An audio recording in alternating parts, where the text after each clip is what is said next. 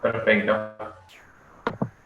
Bueno, muy buenas tardes. Gracias, Caro. Bueno, gracias a también quienes nos acompañan permanentemente. Vamos a hablar un poco relativo a sucesiones, como siempre, y de lo personal. Voy a intentar mantener el aspecto práctico, por ahí, que no lo solemos encontrar en varias charlas, cursos, y bueno, la idea es esta, y con esto quiero hacer una aclaración preliminar de que son cuestiones que surgen desde la experiencia personal, así que no es una única opinión o palabra final. Si por ahí alguien se ha encontrado por ahí con una situación similar, pero otra solución posible, y la quiere comentar, más que bienvenido, bienvenida a decirlo, no hay inconvenientes. Pero bueno, un poco es también dar alguna especie de orientación inicial con qué nos vamos a encontrar cuando llevemos a cabo un proceso sucesorio. Así que bueno, sin más, voy a pasar a compartir la pantalla. Díganme por favor si se ve bien, la ven bien. Y el PowerPoint. Ahí está, Lean, ahí se ve. ¿Ahí se ve? Sí. Bueno. Perfecto. Si querés ampliarla. Sí, ahí estamos. Ahí va. ¿Ahí se ve bien? Perfecto. Bueno, buenísimo. Bueno, un poco hablar del proceso sucesorio bonaerense. Esto lo remarco porque, como nosotros sabemos, si bien lo que es materia sucesoria, obviamente tiene que ver con cuestiones de derecho de fondo, y vamos a encontrar un montón de complejidades, un montón de posibilidades que se nos pueden presentar a nosotros en la práctica profesional, pero en este caso nos vamos a enfocar en lo relativo al proceso sucesorio en la provincia de Buenos Aires, y con esto digo también de reflexionar sobre algunas cuestiones desde el punto de vista del Código Procesal Civil Comercial de la provincia de Buenos Aires. Así que bueno, antes de entrar al proceso sucesorio en sí y ver, quiero poner en conocimiento, por ahí que algunas personas ya saben, otras personas no, pero el tema de las sucesiones es un tema recurrente que por ahí es una incumbencia la cual está permanentemente siendo, entre comillas, atacada por partes de otros profesionales, como se suelen denominar nuestros primos, los escribanos. Entonces, desde el año pasado, me parece que fue o mediados de este año o el año pasado, bueno, se puso en conocimiento a la ciudadanía de un proyecto de ley a nivel nacional por el cual, bueno, le permitía por ahí a los escribanos y a las escribanas llevar a cabo las sucesiones extrajudiciales. Entonces, bueno, desde la colegiación, de la abogacía organizada, por eso yo siempre digo que es importante poder participar y conocer estas cuestiones, se trabaja en lo que hay una comisión que se llama defensas de las incumbencias, o sea, incumbencias profesionales. En este sentido, me gustaría también que ustedes sepan de que hay, digamos, colegas que están permanentemente abocados a defender nuestras incumbencias profesionales que se van a traducir, obviamente, en un campo profesional para después poder seguir trabajando, pero por otro lado también respetar lo que es el Estado de Derecho y las garantías constitucionales. Esto tiene que ver ya más que ver con los pormenores por ahí de lo que se planteaba en su momento de que las sucesiones podían tramitar en el marco de las notarías, pero bueno, eso queda para otra oportunidad. Hay charlas, si quieren ver, relativas a estos temas, de por qué hay todo un argumento, obviamente mucho más sólido de lo que yo les dije recién, de por qué las sucesiones deben ser llevadas a cabo y llevadas adelante por profesionales del derecho, en este caso abogados y abogadas. Bueno, ahora sí, habiendo hecho esta salvedad, entramos a analizar algunas cuestiones relativas con el proceso sucesorio. Pero antes de llegar a este proceso sucesorio, voy a apagar mi cámara por una cuestión de conectividad y voy a ocultar para poder ir viendo el Power también.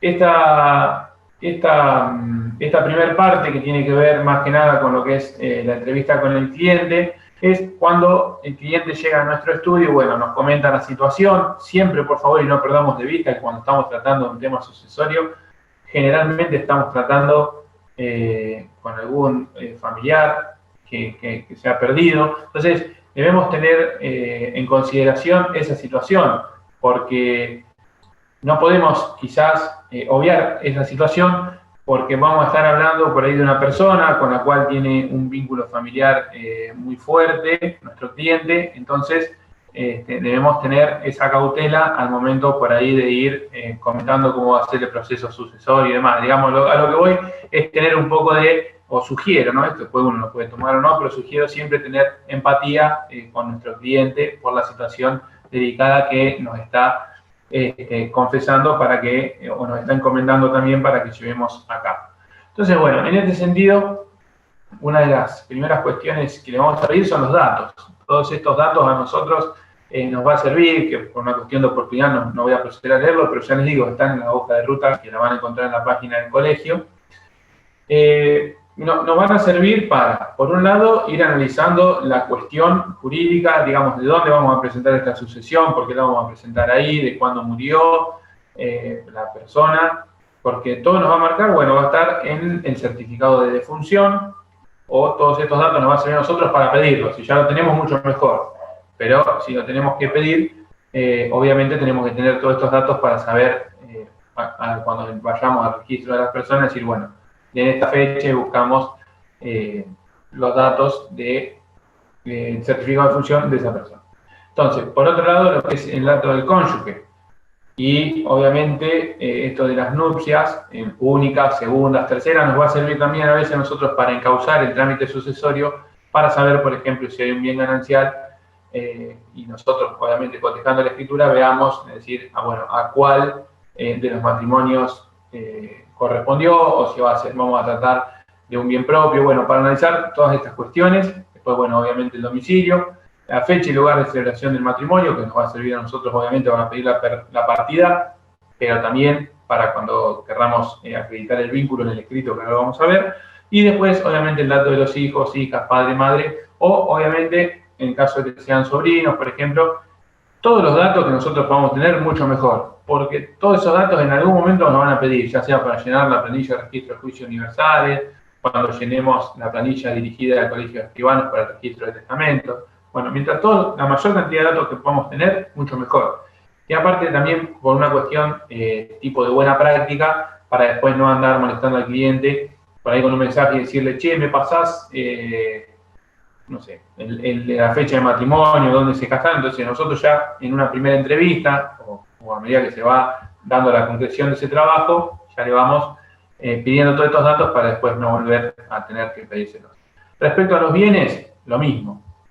En caso de que sean muebles, como puede ser algún automotor u otro vehículo, en el caso de que sea algún inmueble, podemos pedir una fotocopia siempre de los títulos de dominio, esto también por una cuestión de buena práctica. A veces hay personas que no quieren dejar las escrituras, en los estudios, no se quieren desapoderar, entonces ustedes les piden una fotocopia simple, completa, que les sirva a ustedes para analizar el tema dominial y saber, bueno, cómo se va a encauzar ese proceso sucesorio.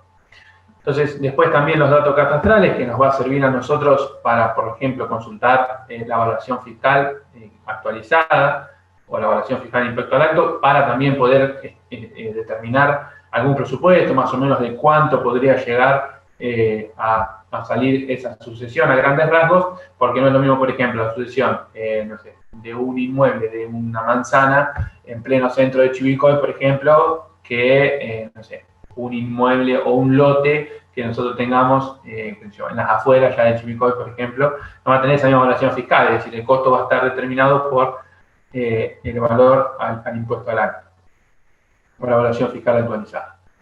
Bueno, el número de partida, el número de matrícula de registro de propiedad inmueble, el número de matrícula para ver la inscripción y si efectivamente está inscrito, porque nosotros ya hacemos, antes de entrar al proceso sucesorio, vamos haciendo todo ese estudio para ver cómo lo vamos a encauzar. En caso que sea dinero, bueno, le podemos pedir, hoy en día con la era de la digitalización, podemos pedirle algún informe, alguna constancia, algo que nos pueda arrojar ya el mismo home banking, como para tener un parámetro también, o una certificación de caja de ahorro o cuenta corriente, pero eso ya por ahí un poco más exigente y hoy difícil de obtener. Y después, bueno, de otros bienes que pueden existir, nosotros tenemos que ir por ahí recabando esa información e ir preguntándole porque después veremos a ver cómo vamos a encauzar bienes que no sean ni inmuebles o por ahí vehículos, como pueden llegar a ser, no sé, se me ocurre ahora, como está en la planilla de declaración jurada de patrimonial que tenemos que hacer más adelante, que la vamos a ver, por ejemplo, no sé, títulos o acciones societarias, ¿no? Entonces, bueno, otra cuestión que yo sugiero es consultar la existencia del testamento, porque lógicamente esto nos va a marcar si vamos a encauzarlo en una sucesión ad intestatum, o vamos a hacer sin testamento, o una sucesión testamentaria. Cada una va a tener un camino distinto, que si bien el desenlace suelen ser similares, pero van a tener caminos distintos. Y después también, antes de iniciar el proceso sucesorio, que te lo cuento un poco para también contar la experiencia personal, consultar, nosotros hoy, si ustedes entran en RJU, creo que es .scba.gov.ar, al registro de jueces universales, lo googlean, sale, y ponen con los datos, en la ficha sucesiones ponen, no pongan quiebras, entonces ponen sucesiones y consultan con los datos del causante si ya hay otro proceso sucesorio iniciado. Una anécdota nos pasó acá en el estudio, que bueno, un hombre nos vino a ver, en ese momento todavía no estaba abierta la base de datos, nos escudamos con eso, pero no estaba abierta la base de datos, todavía el registro de juicios universales, y le preguntamos al cliente si había iniciado algo por un inmueble que estaba acá en Chivilcoy, y dijo que no. Entonces, bueno, iniciamos la sucesión, cuando se manda la comunicación al registro de juicios universales, nos viene con la información de que ya había una sucesión, me acuerdo, en otra localidad del interior bonaerense, bueno, San Niqueló, y cuando le decimos al cliente, che, nos informaron esto. Ah, dice, porque yo hice la sucesión allá de la casa, pero allá en San Niqueló. No, entonces nosotros después le explicamos, ¿no? Que todo es un juicio universal, que todo va a tramitar en ese proceso sucesorio, todos los bienes, no es que es una sucesión por cada bien. Entonces, por favor, eso tenerlo presente y ustedes se pueden ahorrar un bono, un jus, tiempo de despacho, actividad judicial, simplemente antes de empezar con el proceso sucesorio, consultando la base de datos, que ahora es abierta, al registro de juicios universales de la Suprema Corte. Bueno, les pregunto, por favor, alguien me diga cómo vamos acá. ¿Se va entendiendo? ¿Voy muy rápido? Perfecto, Lean, excelente. Bien. La verdad. Perfecto, Bueno, sí. Bueno, gracias. Cualquier duda que tengan, por favor, desmutense, porque yo el chat no lo voy viendo y no tengo problema que me corten. Me dicen que hablar y seguimos. Bueno, seguimos un poco más. Entonces, esto es una cuestión ya de la entrevista con el cliente, más que nada, grandes rasgos para tener en cuenta. Obviamente, pueden, ya les digo, esto es experiencia, puede ser que otra persona actúe de otra manera, no hay problema.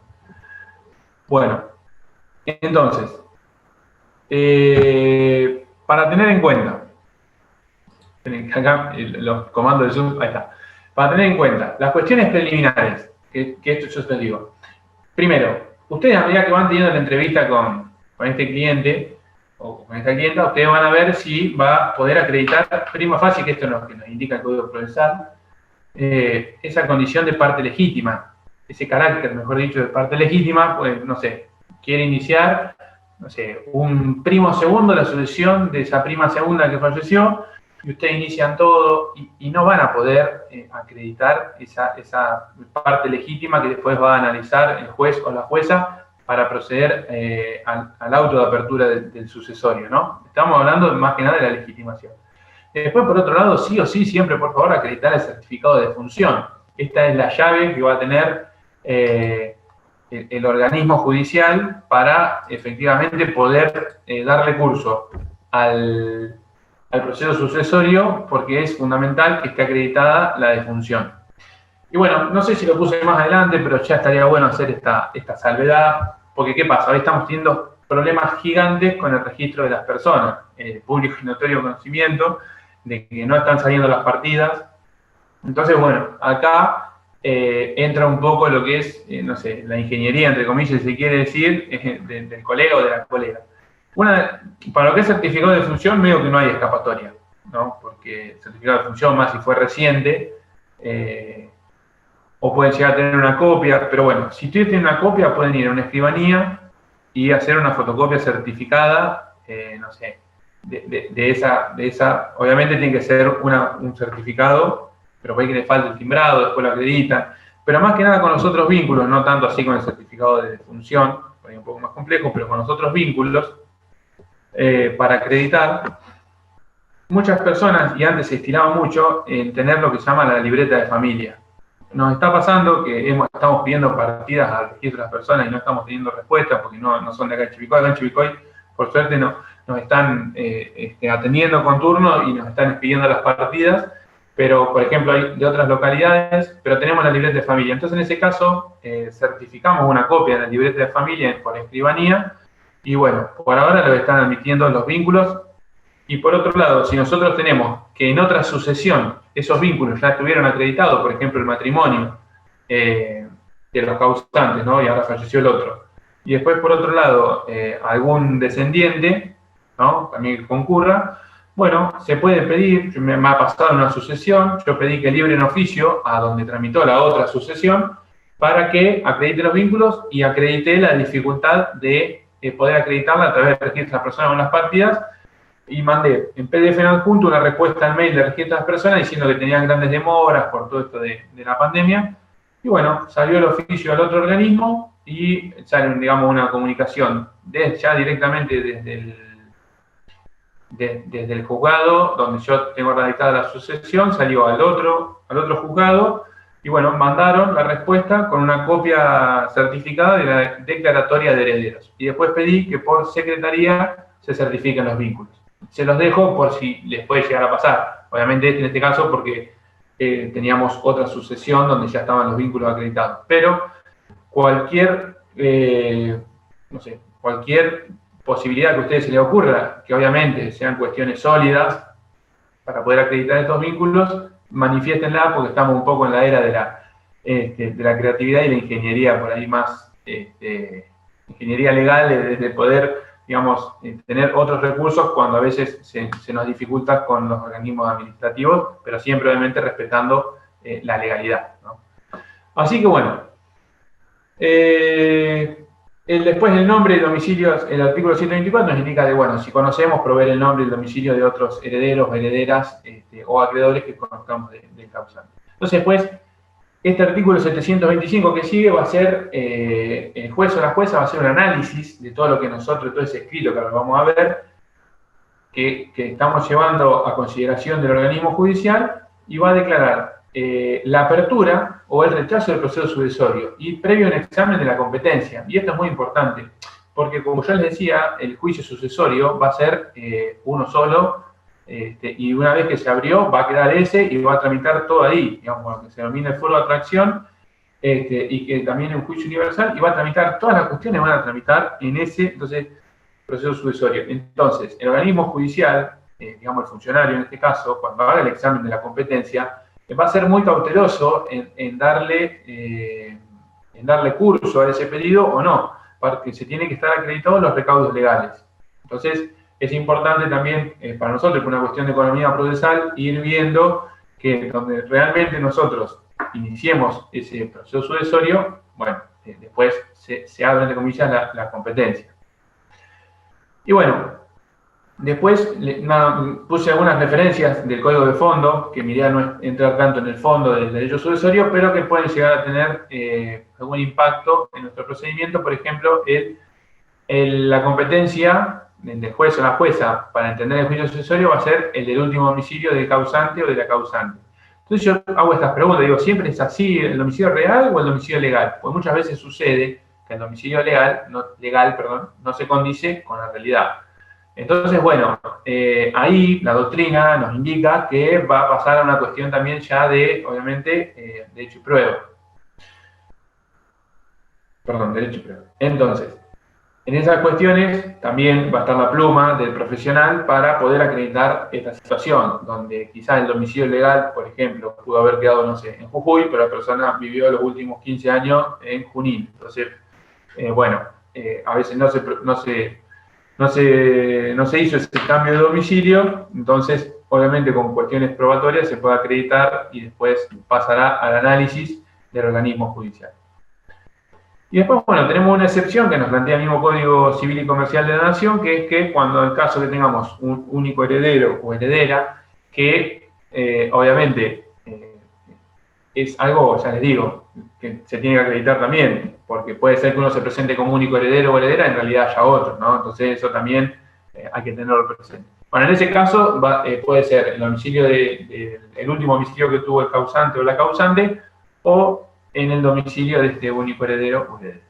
Después otra cuestión a analizar son las causas de indignidad, digamos, cuando nos venga a ver el cliente, no vaya a hacer cosas que por ahí, no lo he visto todavía en la práctica, soy sincero, pero no va a ser cosas que por ahí justo nuestro cliente pueda, por una cuestión que haya sucedido, pueda llegar a caberle esta causa de indignidad y puede llegar a ser declarado indigno, ¿no? También lo mismo va a pasar a una cuestión de derecho y prueba.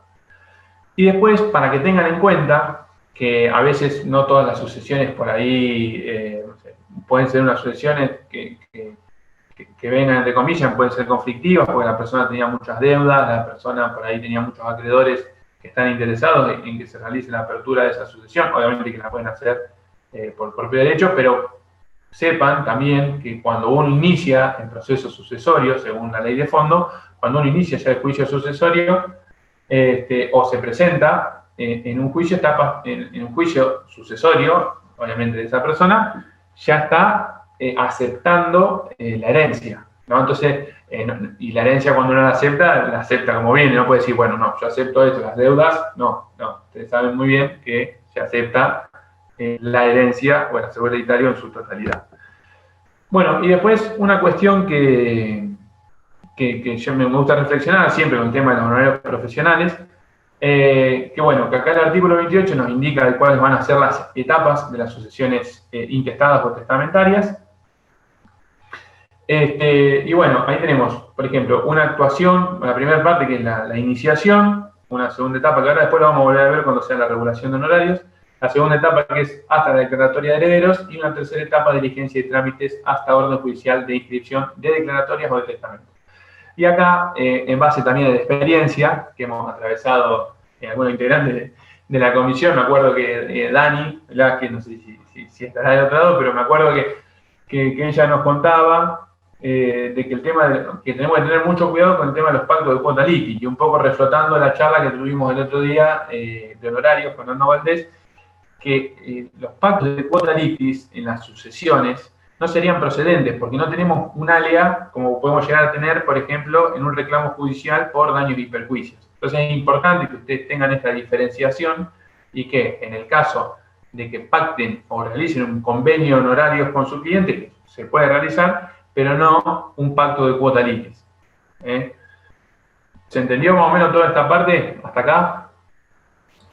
Lean, acá tenemos la pregunta de una colega en el chat que dice si cuando citas el artículo 724 del Código Procesal, en realidad sería la partida o acta de defunción, porque el certificado es el que expide el médico. Sí, por ahí me expresé mal, pero bueno, es la partida de defunción que podemos obtener en el registro de las personas, donde esté acreditado formalmente, porque el certificado, quizás como bueno nos nombra Catalina, que ahí deberíamos ir a ver por ahí más la terminología de la ley de registro de las personas, pero quiero que entiendan que es la partida de defunción, o sea, la que se inscribe en el registro de las personas y es la que emana del registro de las personas. Pero bueno, creo me parece ahí que hay una diferencia para mí muy fina, pero la idea central es esa. Nosotros le solemos decir certificado de función. Quizás me expresé mal yo. Bien, acá Lean, te hago otra colega, hace una pregunta que es ¿cómo deberíamos hacer si no pensamos en cobrar honorarios, por ejemplo, alegando la calidad de familia? Sí, me acuerdo. Sí, me acuerdo que acá ahí estoy viendo la consulta de Estefanía, que me acuerdo en su momento quizás lo habíamos conversado. Y bueno, me parece que ahí tendríamos que echar mano a la ley 5177, ahora no recuerdo bien el número de artículo, y también me parece de la ley de honorarios profesionales, que cuando uno actúa, creo que hay un cierto grado de limitación, ¿no? Hasta cierto grado, cuando uno actúa en representación, digamos, puede eximirse la regulación de honorarios. Claro, ahí como pone Florencia, a veces se renuncia a la percepción de los mismos. Igualmente, ya les digo, eso es algo para ver, lo seguimos chusmeando, no hay problema. Perfecto, ahí Caro le amplía. Bueno, seguimos un poco más. Bueno, el resto vamos bien. Ahí ya digo, voy muy rápido, pero no quiero robarle tiempo a Mari. Perfecto, Lean, continúa tranquilo. Bueno, perfecto. Entonces, acá, cuando hablamos de la demanda a intestato, yo pongo de una sucesión a intestato, que bueno, que vamos a tener el sumario, que es lo mismo que cuando nosotros iniciamos una demanda, ya digo, por daño y perjuicio, ponemos el actor, la materia y la documentación acompañada, toda detallada. Después, por otro lado, el encabezado, y acá les menciono la acordada 3975, que es la que viene a regular el 9, viene a reformar la vieja acordada 2514 del 92, de cómo tienen que ser los escritos judiciales. Entonces, más que nada, lo que yo resalto por ahí a tener en cuenta, que si bien el editor de textos del portal de notificaciones y presentaciones electrónicas no nos permite, pero nos exigen un formato. Entonces, por ahí si van a actuar en calidad de patrocinante y van a hacerle firmar al cliente el escrito, tengan en cuenta el formato de márgenes reflejados, bueno, el tema de la distancia de 4 centímetros, letra Times New Roman, tamaño 12, y una de las nuevas incorporaciones es que tenemos que agregar el número de celular de los profesionales y las profesionales al encabezado. Después del objeto, bueno, que venimos a iniciar el proceso sucesorio, ya les digo, puede ser el intestato o el testamentario, por el fallecimiento de tal o cual persona. Después vamos a darle un apartado de lo que son las legitimaciones, es decir, los vínculos. Y acá es donde ustedes tienen que hacer tipo, entre comillas, explicar el árbol genealógico de cómo llegan, o sea, cómo se llega desde el causante hacia su cliente. Es decir, ahí tienen que acreditar la legitimación y para eso obviamente nos van a servir las partidas que pide el registro de las personas para acreditar los vínculos. Después, otro apartado dedicado a los bienes, si conocemos la existencia, porque puede ser que a veces no conozcamos la existencia, no lo tengamos detallado, pero podemos hacer una somera referencia o una referencia muy específica, como ustedes quieran, o también incorporar una leyenda que, bueno, oportunamente se acompañarán los bienes que conforman el acervo hereditario. Después, por otro lado, le vamos a dedicar un apartado a lo que es el derecho, que basamos nuestra pretensión. Va a depender, obviamente, la calidad la cual nosotros acudamos, porque puede ser, digo nosotros, nuestro cliente acudan, pero puede ser también, por ejemplo, el derecho de representación, en calidad de cónyuge supérstite, puede ser, bueno, entonces depende de la calidad que nosotros acudamos al organismo judicial, va a ser el derecho en el cual basemos o fundemos nuestra pretensión. Obviamente sin desconocer el principio iura novit curia, que es que el juez o la jueza conocen el derecho. Finalmente, un petitorio. Un petitorio en el cual solicitamos que se proceda a la apertura del presente proceso sucesorio. Después, por otro lado, también, bueno, que se tengan por presentado y también se tenga por constituido el domicilio procesal y se lo tenga por parte. Y, obviamente, también lo relativo a se proceda a la publicación de edictos y oportunamente se dicte declaratoria de herederos a favor de quienes están presentados. Entonces, bueno, yo acá pongo opcional que se pueden dar en la práctica.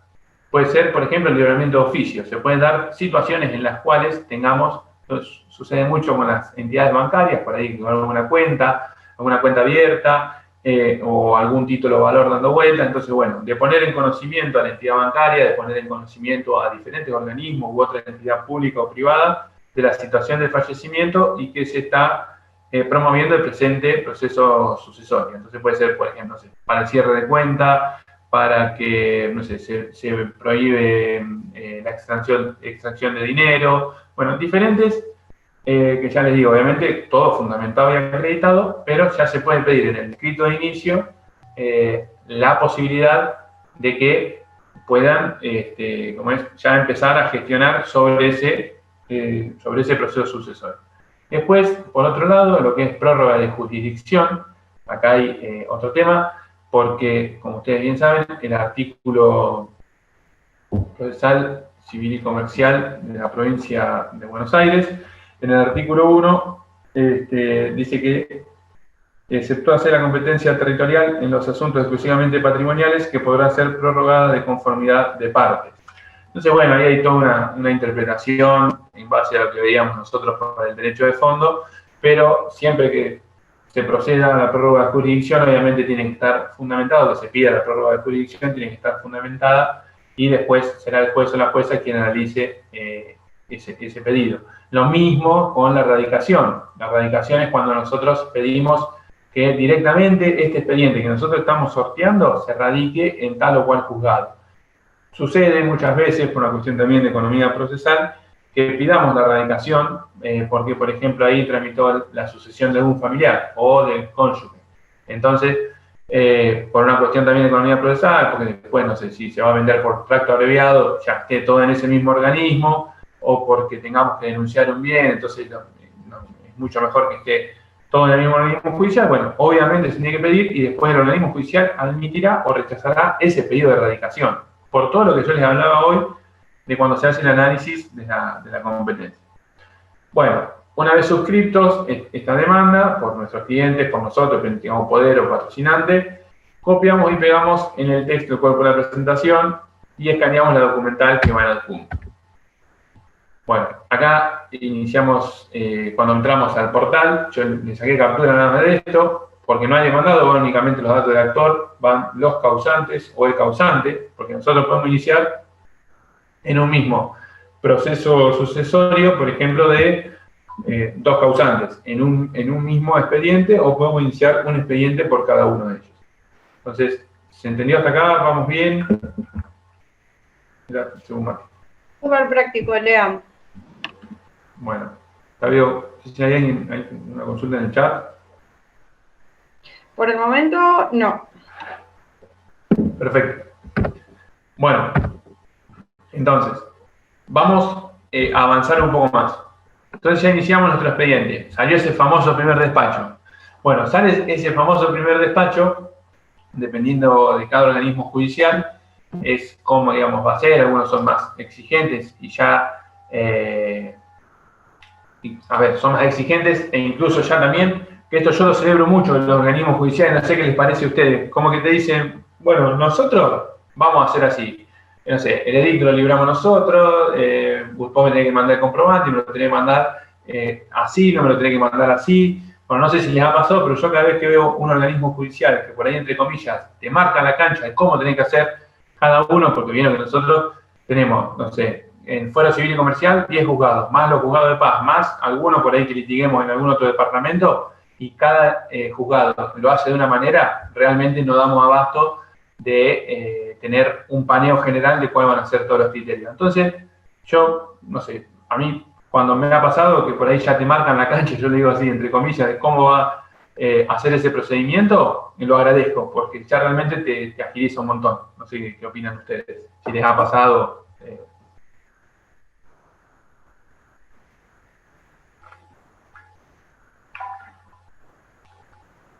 Bueno, una pregunta. Bueno, sigo, así no robo tiempo. La planilla de juicios universales. Como yo les decía, obviamente, esta planilla de juicios universales es después la que vamos a ver reflejada nosotros cuando, no sé, una vez iniciada la sucesión, a través de esta ley 7.205, que crea el registro de juicios universales. Bueno, indica que es obligación de los secretarios de comunicar dentro de los 3 días del inicio del proceso sucesorio. Y después del artículo 3 bis, me parece que es, habilita a los profesionales y las profesionales a la confección de esa planilla. Entonces, nosotros esa planilla siempre háganla. Yo lo que sugiero es siempre hacerla, porque vieron que pide también datos de padre, madre, por eso yo le decía al inicio de pedir todo. Entonces ustedes háganla y la adjuntan, cuando inician el proceso judicial la adjuntan y después ya el organismo ya la tiene hecha. Algunos organismos la hacen de oficio y la mandan ellos. Otro organismo, ordenan que la tenemos que liberar los profesionales. Pero bueno, eso dependiendo del criterio, pero lo ideal, lo que yo sugiero siempre es hacerla y tenerla hecha, que va con firma también del profesional. Bueno, por otro lado, acá un temita, con planilla dirigida al IPS. No sé si el domicilio electrónico que yo les puse está bien. Me acuerdo, Caro, ahí que habíamos estado conversando de que Sí, había cambiado, pero me sí, parece que es el de sí, sí, oficio sí. ley 10.205. Perfecto. Perdón que interrumpa, Lean. Figuró ese a partir del 23 de septiembre, ¿sí? Yo justo, te soy sincera, en un caso particular, mandé el 22 de septiembre al que en el IPS me habían informado y me lo terminaron rebotando y lo tuve que mandar a este porque a partir del 23 es el que figura en el Power. Claro, buenísimo. Bueno, ese es. Bueno, entonces ahí también lo mismo. Hay organismos que lo hacen y si no, ahí en ese link que yo les incluí, que ustedes ponen oficio judicial IPS en el Google y sale, está, digamos, ya salen todos los datos que uno tiene que completar y después cuando pone finalizar se puede bajar en PDF. Entonces después, esto ya les digo, depende de algunos organismos. Algunos organismos piden que copie y pegue eso en el cuerpo de la presentación, otro organismo dice que mande un escrito y le adjunte este oficio al IPS, siempre cargando como parte involucrada a este domicilio que vemos acá. Y después, por otro lado, también les dejo esta inquietud, ¿no? Porque a veces la respuesta del IPS suele tardar o suele demorarse. Entonces, por ahí acá conversando un poco en el estudio, nos preguntamos, digo, de por qué esta obligatoriedad del oficio, ya sabemos que surge de la ley del artículo 24 y 25, pero por qué tiene que estar sí o sí previamente al dictado de la declaratoria de herederos, por ejemplo, y no puede salir después. Es una inquietud que las dejo como para reflexionar. No es una crítica, es simplemente reflexionar el por qué antes de la declaratoria si uno todavía no está haciendo una especie, entre comillas, de partición o no está procediendo a la, entre comillas, también liquidación del acervo hereditario. Bueno, por otro lado, oficio a registro de testamentos del Colegio Escribano de la provincia de Buenos Aires. Entonces, bueno, lo primero que tenemos que hacer con el oficio dirigido, esperen, que vi una pregunta. ¿Qué conviene hacer si pasa el plazo y no contesta nunca el IPS a pesar de presentar reiteratorio? Y bueno, yo mandaría otro reiteratorio y en el caso de que no contesten, buscaría alguna sanción combinatoria que se me ocurre, por ejemplo, tipo astreintes, porque bueno, uno tiene que seguir, obviamente fundamentando y demás. Se me ocurrió recién, no sé qué opina el resto, pero fundamentando las grandes demoras. Igual mandaría obviamente otro reiteratorio. Sí. Lean, Cami, ahí se me ocurre a mí, todo bien, perdón, llegué tarde. Se me ocurre buscar la certificación negativa en la página del IPS, que a mí me ha pasado en una sucesión, adjunté el print de pantalla de la certificación negativa y me lo tomaron como válido. Buenísimo, entonces, en ese caso, muy buen dato. Otra cosa con el tema IPS, que me desayuné con una sucesión hace poco, el IPS me contestó que la causante tenía una pensión graciable, era beneficiaria de una pensión graciable. Entonces yo me alarmé, digo, ¿qué pasa acá? Me contacté con el juzgado y me dijeron que tenía que hacer el trámite de baja de la pensión en IPS y que la declaratoria igual salía. Así que no era requisito que yo tenía que dar de baja la pensión para que salga la declaratoria. Así que bueno, quería informar eso.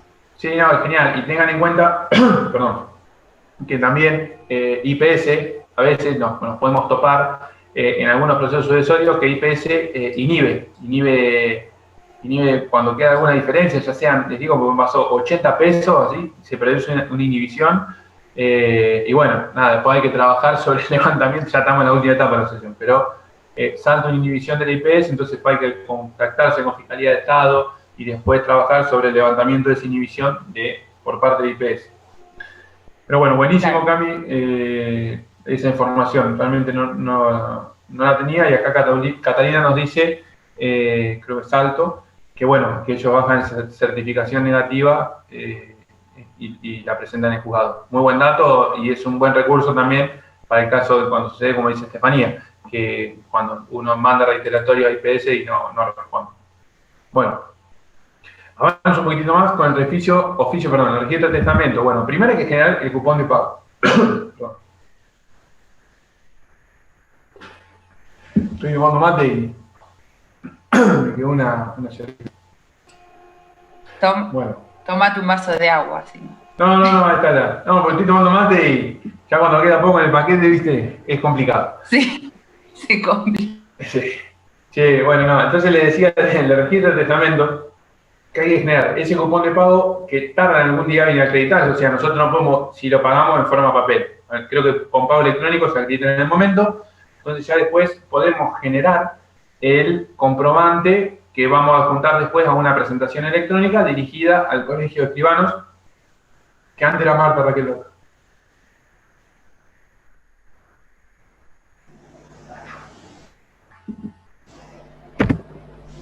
Ya estoy. Ya estoy. Perdón. Tipo el cantante. Bueno, entonces mandamos esta presentación en PDF, que ya les digo, algunos organismos piden que la copie la peguen en el cuerpo, otros que la manden al adjunto, bueno, eso depende. Y después, bueno, acá había puesto lo de las partidas de nacimiento, de función y matrimonio, que esto obviamente va antes del escrito de inicio, no con el primer despacho, sino que las tenemos que adjuntar. Obviamente después las podemos ir adjuntando por si nos falta alguna y nos intiman. Entonces, eso es lo que yo les había planteado alternativa en el contexto del COVID, lo que les decía de estas nuevas alternativas o posibilidades y las que se les ocurre a ustedes. Bueno, la publicación de edicto en el boletín oficial. Eso generamos el cupón de pago, ponemos en Google cupón de pago edicto, acuérdense siempre por favor están en provincia, y nos dice edicto sucesorio, publicación particulares, pagamos lo mismo el timbrado, y después hacemos en el cuerpo de la presentación el edicto que nos ordenó el juzgado, esto es lo mismo ya sea para intestato o testamentarias, el mismo procedimiento, y lo mandamos en una presentación electrónica, el cuerpo de la presentación, el edicto, en adjunto, el cupón de pago, y dirigido a boletín oficial, y después en unos días nos va a responder Patricia Bonavena y nos va a decir, tu edicto se va a publicar tal día. Entonces ese día entramos al boletín oficial y filtramos en el documento que se nos baje en PDF, en la sección judicial, obviamente, y ahí tenemos nuestro edicto publicado. Lo descargamos y lo tenemos hasta para cuando se vence el plazo y pidamos el dictado declaratorio. En el caso de que se ordene la publicación de edictos en algún periódico local, bueno, enviamos el edicto a confronta al juzgado, nos lo devuelve y nos vamos al periódico local, que después nos va a decir, bueno, cuándo retiramos un ejemplar o cuándo va a salir publicado. Aprovecho la ocasión para contarles una nota propuesta por la doctora Moreno, de Alberti y por Virginia, que bueno, sucedió en el contexto de esta pandemia de que algunos organismos ordenaban la publicación en algún diario local y los diarios locales no estaban abriendo, no se podía llevar el timbrado, nada, y no se podía pagar, no se podía llevar el edicto, entonces bueno, propusimos una nota de la comisión pidiendo a la Suprema Corte que incorpore a este listado también, además de los datos de nombre, domicilio y demás, que puedan tener algún mail los periódicos locales en donde se pueda realizar el contacto y también pagar para la publicación de ese edicto sin tener que ir en forma presencial. Bueno, estamos esperando aún la respuesta de la Suprema Corte, pero bueno, la elevamos formalmente, obviamente, a nuestro colegio, y nuestro colegio la elevó a la Suprema Corte. Nada más, algo anecdótico, pero para contarles también propuestas que se te ocurren, más que bienvenida. Y bueno, una vez que transcurren esos 30 días, enviamos el escrito, le pido declaratoria de herederos, esto cuando esté todo, ya vinieron todas las respuestas, pasaron los 30 días, porque tiene que estar todas estas respuestas que yo les decía de los organismos acreditadas, por ejemplo, del IPS, del que no hay testamento, porque ¿qué pasa? Puede ser, sí, acá está el testamento y el registro del Colegio de Escribanos dice, no, sí, a nombre de tal y tal persona tenemos un testamento en la notaría tal, registro tal, y bueno, después hay que ir a ver ese testamento y esta sucesión, que en principio era intestato, se transforma en testamentaria. Y que lo que va a marcar la cancha va a ser el testamento otorgado en escritura pública. Bueno, se le da intervención al Ministerio Público Fiscal, y el Ministerio Público Fiscal, bueno, va a ver, obviamente, cómo está encauzado todo ese procedimiento, con los vínculos, y digamos que se esté respetando el orden público, y va a proceder a su dictamen, va a emitir un dictamen, y después, una vez dictada la declaratoria de herederos, se va a cesar la intervención del Ministerio Público Fiscal, o la aprobación del testamento, lo mismo. Bueno, y la que le puse acá es un ejemplo, por ejemplo, el Juzgado Civil y Comercial número 2 de Azul, que publica en Twitter los edictos. Hay un montón de organismos judiciales que están utilizando las redes sociales para publicar los edictos. porque vieron que, no sé, el boletín oficial, sección judicial, lo ve prácticamente, creo que solamente nosotros cuando tenemos que descargarlo. Pero bueno, eso está bueno, como algo nuevo, algo también novedoso, que varios organismos judiciales lo están utilizando. Fíjense, esto es un videíto, en realidad que ahora no se ve porque esto es una imagen, pero es un videíto que dice, bueno, el juzgado sí está ahí en plaza. No, es también para que lo tengan en cuenta. Bueno, ¿hasta acá vamos bien? Bárbaro, Lea. Bueno, perfecto. Bueno, entonces nosotros avanzamos un poco más en el procedimiento práctico de la sucesión. Espérenme. Está la declaratoria.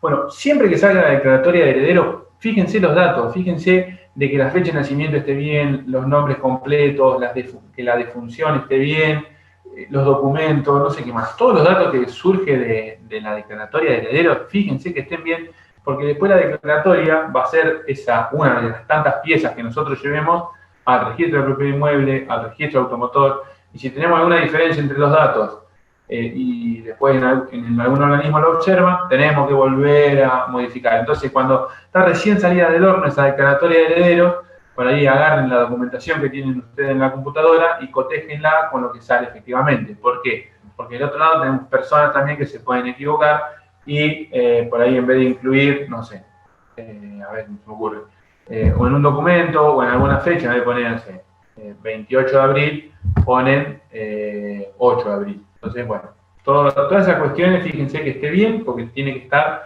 después la herramienta, una de las herramientas que van a tener ustedes para acudir a los diferentes registros y para, obviamente, que esto se va a registrar en uno de los libros del juzgado, lo que son las declaratorias de heredero. Lo mismo después cuando hay reconstrucciones se trabaja y no se encuentra el expediente, se trabajan sobre estos libros. Entonces, es importante que esté todo bien. Después, otra cuestión relacionada a la declaratoria de herederos es que pueden emplearse en cualquier estado del proceso. Ustedes pueden iniciar una sucesión, por ejemplo, con un heredero y tienen otra heredera que vive, no sé, afuera del país, que viene recién a fin de año, pueden iniciarlo con uno y después esa declaratoria se puede ampliar en cualquier estado del proceso. Y lo mismo, ya pueden pedir un testimonio, obviamente siempre indicando para qué fin, pero ya pueden pedir un testimonio cuando tienen la declaratoria que acredite la condición de heredero, ya sea, no sé, para presentar en una FIP, para presentar en diferentes organismos o en alguna empresa, pero bueno, ya con eso pueden pedir un testimonio. Después, la aprobación del testamento. Esto en el caso de que sea una sucesión testamentaria, bueno, tenemos dos formas del testamento. Tenemos esto ya les digo, lo que es tema de fondo, quedará para otra oportunidad porque no llegamos. Pero el testamento otorgado en escritura pública o un testamento autógrafo. En el caso de sea escritura pública, ya las formas van a estar acreditadas por la misma escritura pública. Entonces después se pasa a ver lo que es el contenido de ese testamento, porque puede ser que tenga una parte de contenido que digamos, se tramite en ese caso, no sé, una parte de los bienes entre en ese testamento y otra parte haya que hacer una sucesión al intestato. Y después, el testamento, en el caso de que tengamos un testamento autógrafo, bueno, el Código Procesal nos indica que deben indicarse dos testigos para reconocer la letra y firma del causante. En el caso de que haya este testamento autógrafo esté por sobre cerrado, se va a fijar una audiencia para su apertura. Y después, en el caso de que haya reconocimiento, se procede a la protocolización del testamento, que esto es, digamos, que el juez o la jueza firme con su puño y letra esa pieza, y después se designe a un escribano o una escribana para la protocolización en el registro de este testamento. Bueno, y acá la publicación de edictos viene después de la aprobación, pero bueno, el trámite es el mismo, y lo que va a producir en la aprobación del testamento es la toma de posesión de los herederos y de las herederas de esos bienes que entran en el testamento, y también se va a notificar a la albacea para llevar a cabo ese procedimiento. Una sugerencia práctica, cuando tengan un testamento por ahí con firma hológrafo, que puede ser vital para los derechos de su cliente, pidan, después de última el organismo judicial dirá que no, pero que se reserve en caja de seguridad y eventualmente se certifique una copia por secretaría, pero que la pieza original no quede por ahí en el expediente, porque han sucedido, bueno, han desaparecido, no por culpa del organismo, por ahí hay gente que accede al expediente cuando uno va por mesa, ahora no tanto, pero cuando va por mesa solía pasar estas cuestiones. Bueno, Hasta acá vamos bien, se entendió más o menos y a grandes rasgos el procedimiento. Sí, Lean. Bárbaro. Cualquier duda, ya les digo, me cortan. Y bueno, y acá ustedes van a ver que recién al principio estuvimos hablando de la sucesión extrajudicial, que tiene el escribano, y no. Acá la sucesión extrajudicial está planteada y reconocida por nuestro Código Procesal, Civil y Comercial de Buenos Aires, pero nada tiene que ver con esta sucesión extrajudicial que se plantean, desde el Colegio de Escribanos. Esta sucesión extrajudicial, como bien el artículo nos indica, es por una cuestión también de economía procesal. Entonces, me voy a permitir leerles, perdón, no me gusta, pero dice que aprobó el testamento o dictada la declaratoria, dependiendo del tipo de sucesión que estemos enfrente, dice, si todos los herederos fueren capaces, y hubiera conformidad entre ellos, los ulteriores trámites del proceso sucesorio podrán continuar extrajudicialmente a cargo de él o de los profesionales intervinientes, o sea, nosotros. Atención, o sea, es lo que hacemos, les diría yo, en el 90% de los casos son sucesiones extrajudiciales, pero no porque no pasan por los juzgados, no, sino que uno como profesional, como auxiliar de la justicia, está a cargo de la dirección de esa sucesión extrajudicial y acá viene y entra en juego el segundo artículo, que nos dice, bueno, en este supuesto, las operaciones del inventario, el avalúo, partición y adjudicación deberán efectuarse con intervención y conformidad de los organismos administrativos que correspondan. En este caso, los registros de la propiedad inmueble, el registro de propiedad automotor, ARBA, bueno, todos los organismos administrativos que a ustedes se les ocurra y que necesariamente tienen que tener intervención dependiendo del bien que entre en la sucesión. Si es dinero, serán las entidades bancarias, si es, bueno, en fin, Comisión Nacional de Valores, en el caso de las acciones, bueno, lo que se les ocurra.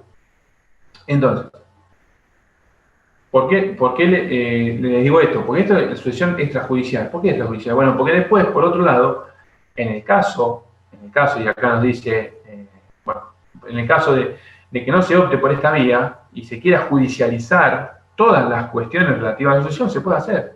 Y tenemos, como acá les dice, la confección del inventario, un procedimiento para realizar el avalúo, un procedimiento para realizar la partición, que también me acuerdo que esa, digamos, la tenemos que llevar a cabo los abogados y las abogadas, y bueno, que Cami tiene su experiencia como perita partidora, y después la adjudicación, pero todo, digamos, ya en el marco de un proceso judicial, que obviamente va a ser mucho más largo, mucho más engorroso, va a generar mucho más caudal también de honorarios por los profesionales intervinientes, y que, obviamente, no sé, creo que ya se los dije, pero una cuestión del plazo va a ser mucho más largo que si se hace en un marco de conciliación, y por ahí entre los profesionales, o incluso uno como profesional, pero conciliando los intereses y respetando, obviamente, los intereses de los clientes, pero realizando un trabajo de conciliación, pero no judicializando todas las cuestiones que hacen por ahí que se haga todo un poco más engorroso.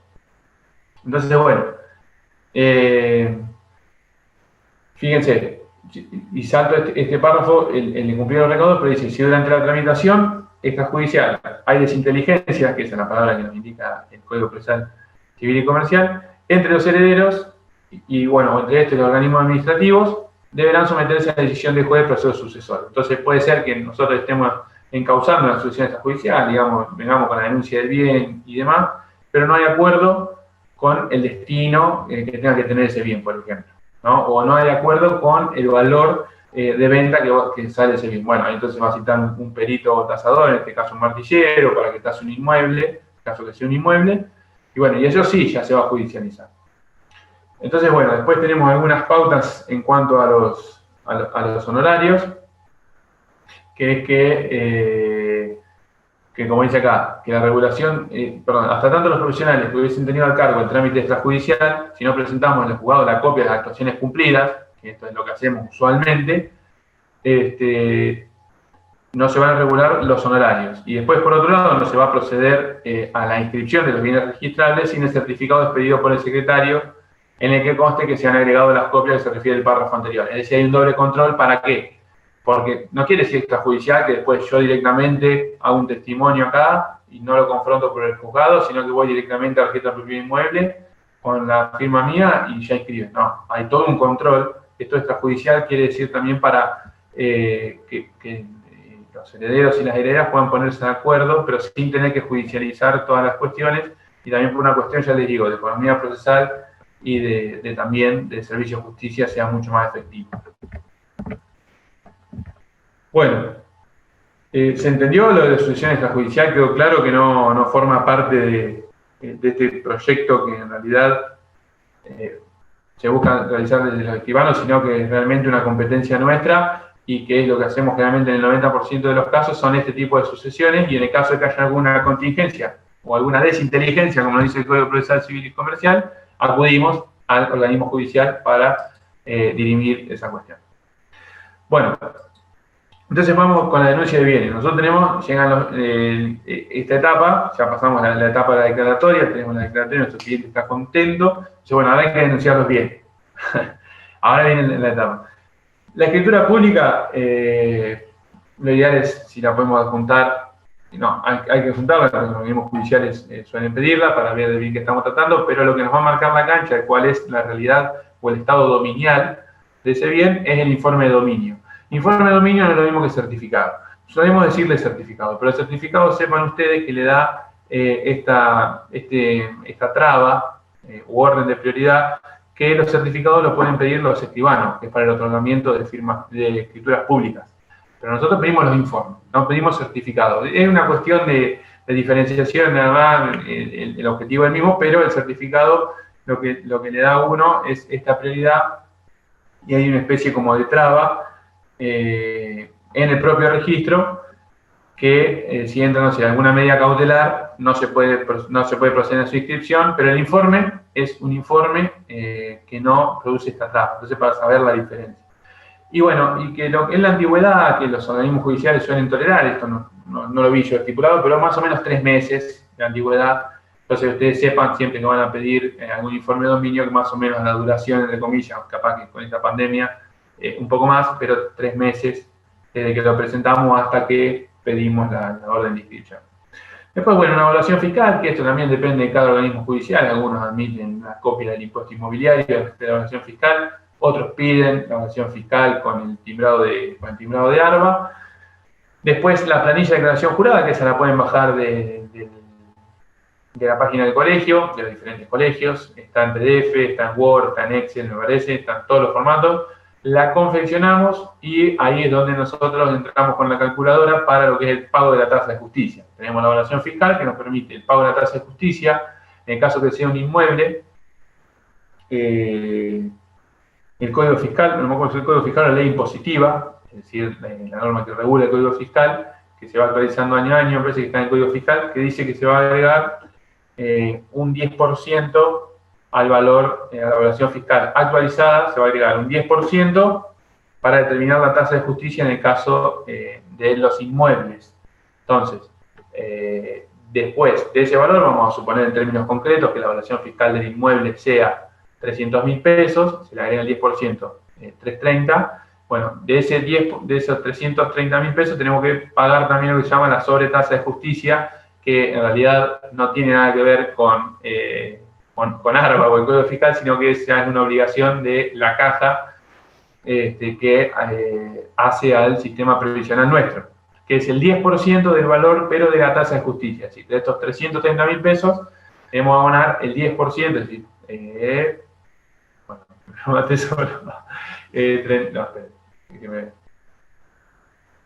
si la tasa de justicia, pues yo, perdón, yo hice mal. Si la tasa de justicia son 300.000 pesos de evaluación fiscal, más el 10%, 330, el 2,2, perdón, el 2,2 no el 10%, el 2,2 de esos 330, y de ese 2,2, el 10%, que no sé cuánto es el 2,2 de 330, pero el 10% de ese 2,2 es la sobretasa. Bueno, entonces, todo eso, denunciamos el bien, denunciamos los informes, pagamos la tasa de justicia, pagamos la sobretasa de justicia, y lo mismo en el caso de lesión automotor, pedimos el informe de dominio, la copia del título, el informe de dominio que va a marcar la titularidad, en el caso de que haya algún embargo y demás.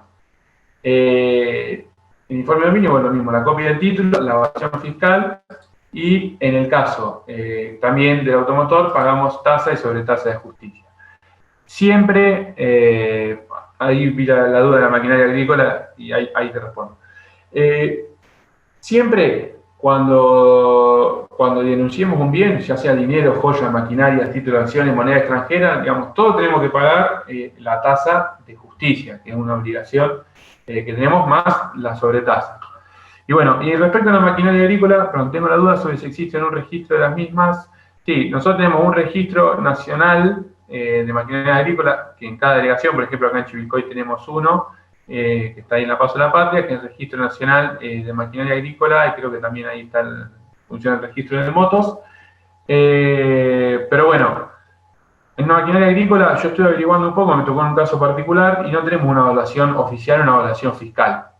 Entonces tenemos que pedir una evaluación de índole privada, que esas se pueden pedir en alguna concesionaria de maquinaria, una evaluación de tal o cual máquina, o se pueden pedir también en las compañías aseguradoras que suelen por ahí tener una evaluación ellos, depende el vehículo o el bien que se trate en cuestión. Bueno, ya son ahí que son las 3, voy a avanzar rapidísimo, Mari, no me mates. No quiero robarte tiempo. Bueno, para lo que es la regulación de honorarios, la voy a pasar muy rápido porque ya tuvimos esta charla, pero le quería decir esto, miren, remarcar que hasta tanto, no sé, en el artículo 20 nos indica que hasta tanto no estén pagos los honorarios o si estén garantizados el pago, por ejemplo, no sé, se denuncie un plan de pago o algún título que garantice suficientemente el pago de los honorarios, el registro de propiedad inmueble no va a proceder a la inscripción de esa declaratoria, por ejemplo, o en el caso de la transmisión de bienes por tracto abreviado, perdón, este caso de tracto abreviado. Hasta que no estén pagos los honorarios de los abogados, esto es una salvaguarda que tenemos, porque si no, se realiza toda la operatoria y nunca nos pagaron los honorarios. Bueno, después el artículo 35 nos va a indicar cuál va a ser la escala que nosotros vamos a tener para que nos van a regular. Esto depende de la labor que desempeñemos. Hay algún organismo que ya tiene fijado el porcentaje, otro organismo lo ven caso por caso. Y después, obviamente, si es un profesional o son varios profesionales, y después va a depender también en cuáles van a ser las etapas que realizaron su intervención, ¿no? Entonces, como yo les decía, teníamos estas 3 etapas, y miren, para lo que es, vamos a suponer, una regulación judicial de 100.000 pesos, si es un profesional solo, un cuarto va a corresponder a la iniciación, otro cuarto de ese quantum va a corresponder hasta la declaratoria, y la otra mitad es los trámites posteriores hasta la orden judicial. Bueno, ¿y qué pasa en el caso que intervengan varios profesionales? Bueno, se tiene que hacer una clasificación de trabajos, eso yo siempre sugiero comunicarse con el otro colega a los fines por ahí de consensuarla y hacerla en conjunto, o que uno la realice, porque después obviamente le van a dar traslado y tiene que prestar la conformidad. Pero bueno, ya les digo, todo lo que ya ustedes le puedan llevar al juzgado, realizando obviamente un diálogo previo, no necesariamente judicializado, puede ser mucho mejor y mucho más práctico también para las partes, porque ya les digo, todo esto, la clasificación de trabajo, todo tiene tiempo, le dan un traslado para que, bueno, la consientan o no. Entonces lo ideal sería ya, una vez que uno lo presenta, tenerlo conversado con el otro profesional, y hace también a la camaradería entre colegas. Bueno, y después los parámetros cuáles van a ser para cuando se regulen los honorarios. Bueno, en lo que son los inmuebles, fíjense, es la evaluación fiscal del impuesto al acto. Esto es uno de los cambios sustanciales que tuvo esta ley de honorarios, porque antes nos regulaban los honorarios en cuanto y basándonos sobre la evaluación histórica. Entonces, algunas regulaciones de honorarios eran realmente irrisorias cuando veíamos quizás que un bien inmueble tenía un valor millonario, y bueno, y la evaluación fiscal histórica no se condecía por ahí con la realidad de ese inmueble o del bien en cuestión que estábamos denunciando en la sucesión. Entonces, bueno, en caso de que haya una disconformidad con esa evaluación, hay una posibilidad que nos da la ley de honorarios para poder, digamos, articular alguna acción, que no voy a entrar porque ya se me está haciendo el tiempo, pero para poder articular una acción. Y después tenemos un limitante, que en el caso de que sea una vivienda, como dice acá, constituido de hogar conyugal y conserve el destino de vivienda familiar, en beneficio del cónyuge, acá, digamos, tenemos una limitación para ese procedimiento que yo decía para la disconformidad. Bueno, pero estamos bien, empecé a acelerar. Bueno, y después de lo que es ingresos brutos, cuando nos regulan horarios tenemos que pagar ingresos brutos y aportes. Los ingresos brutos, la resolución esta que yo les cité, 1109 del 19 de la Suprema Corte, dice que los organismos judiciales no están para controlar el efectivo pago de las cuestiones impositivas, entonces como que es, entre comillas, una comunicación judicial, digamos, interna, que le dice a los jueces, bueno, no controlen si realmente están pagos o no los ingresos brutos, por una cuestión también, una disposición normativa de ARBA, y que invito a su lectura de esta misma acordada para que entiendan bien toda la cuestión. No fue tan someramente como se os he dicho. Después, bueno, el tema de los aportes, que es el 15%, como en este caso un juicio voluntario no es contradictorio. Los contradictorios tenemos un 10% a cargo de cada parte, o sea, el cliente, y el 10% a cargo del profesional. En este caso va a ser el 5% a cargo del cliente y el 10% de los honorarios, obviamente estamos hablando, a cargo del profesional. Bueno, para lo que es el escrito de pedido de inscripción, tenemos que pedir los informes de anotaciones personales, que va a ser, bueno, obviamente la inhibición de cada uno de los causantes, en el caso de que haya más de uno. Si también algunos organismos piden si hay cesión de acciones y derechos hereditarios. Después, acá, bueno, eso es lo que son las informes de anotaciones personales, que son por ante el registro de la propiedad inmueble. Después, el impuesto a la transmisión gratuita de bienes, que eso los invito a ver el instructivo de ARBA, tienen que darse en alta en ARBA para poder realizar, ustedes como profesional lo pueden realizar, esta declaración del impuesto a la transmisión gratuita de bienes. Vean bien el instructivo, no se manden mocos, porque cuando ustedes denuncien van a hacer en formato de declaración jurada, entonces tengan en cuenta que eso es una responsabilidad también de tipo profesional, ¿no? Porque ustedes van a generar una obligación de pago a los clientes y cotejen bien los datos. Y yo pongo a partir de 2011, porque ustedes saben que el impuesto a transmisión gratuita de bienes es un impuesto que se estableció en el Código Fiscal a partir del año 2011. Entonces, en el caso de que el causante o la causante haya fallecido antes del 2011, no estaba configurado el hecho imponible. Por eso, no corresponde el pago del impuesto a transmisión gratuita de bienes en el caso de que el causante o la causante haya fallecido antes desde la sanción de esta ley, del impuesto a transmisión gratuita de bienes o su incorporación en el Código Fiscal. Eso para que lo tengan en cuenta. Siempre fíjense, si antes del 2011 no corresponde el pago de ITGB y denúncienlo en un escrito. Después, bueno, la denuncia de los datos personales de los herederos.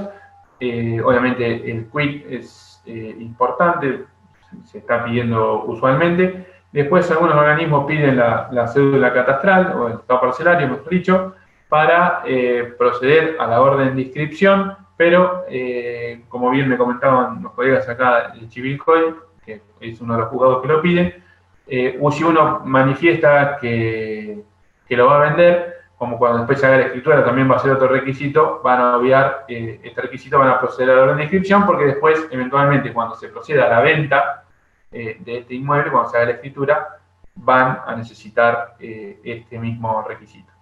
Y bueno, y acá pongo unidad económica, porque bueno, yo ando dando vuelta ahí con el tema del derecho agrario que me gusta, siempre fíjense que cuando les toque por ahí, no sé, algún inmueble rural, y respeten las unidades económicas que están establecidas en la legislación.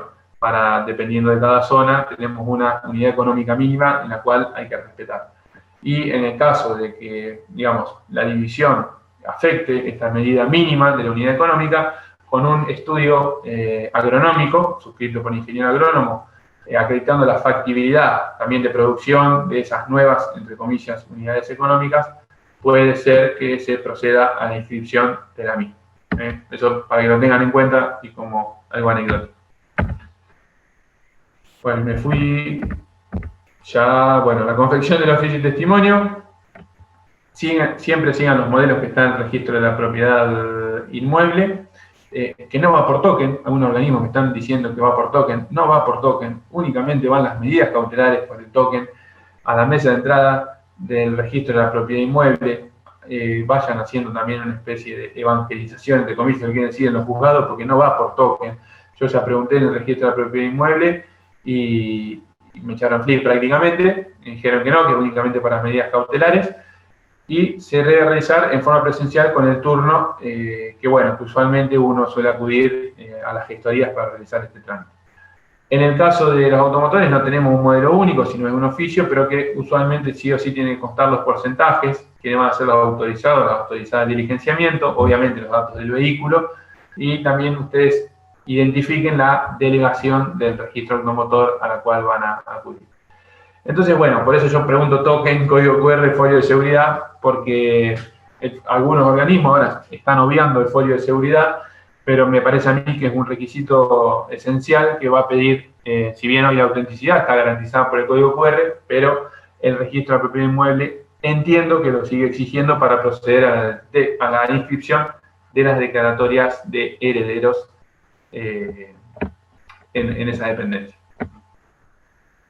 Bueno, simplemente mencionarles cuáles son los requisitos que exige el registro de propiedad inmueble para proceder a la inscripción. Son el testimonio, el oficio, el modelo que yo les decía, testimonio de declaratoria de herederos y la orden de inscripción, el oficio, el folio de seguridad, bueno, eso ahora lo veremos con la nueva era.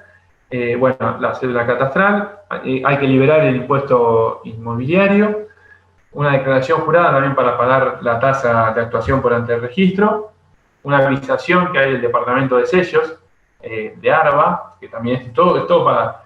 Y después, el ingreso al registro de la propiedad inmueble es, obviamente, con turnos. Yo por ahí lo que sugiero es, bueno, si ustedes tienen la posibilidad de realizarlo, es un acto que también podemos realizar nosotros profesionales, tirar la plata, pero usualmente pues las gestorías tienen todos estos mecanismos mucho más aceitados, y bueno, si tienen alguna de confianza y lo pueden delegar, están ustedes. Así que bueno, me parece ya vamos entrando en la recta final para tener en cuenta la reflexión. Lo que yo les decía, también está la figura de la administración, de la sucesión, el administrador, la administradora, que el Código Procesal nos indica cómo tiene que proceder a su designación. Lo mismo con si hay que hacer un inventario en términos formales, lo mismo un avalúo, lo mismo la partición. Cada cual con la intervención de los profesionales habilitados para realizar esas tareas. Y bueno, y simplemente dejarles como dato y posibilidad que el artículo 726 del Código Procesal Civil y Comercial, nuestro, bonaerense, nos indica que la posibilidad de poder realizar una audiencia, con la comparecencia de las partes y sus letrados y letradas patrocinantes para mayor celeridad y concentración del proceso, en el caso de que no haya acuerdo. Entonces, estas son posibilidades, y ya les digo, estas cuatro figuras o instituciones que ven arriba se pueden judicializar las cuatro etapas, pero por ahí yo siempre sugiero la conciliación entre los profesionales y las profesionales a los fines de evitar tanta litigiosidad que, bueno, que a veces hace por ahí que la justicia se tape con cosas y son cuestiones que podemos solucionar nosotros los profesionales simplemente por ahí conversando entre nosotros. Así que bueno, nada más, muchas gracias y bueno, cualquier duda, ya les digo, no es palabra final todo lo que les dije, admite otras interpretaciones, pero espero que haya sido una mini orientación.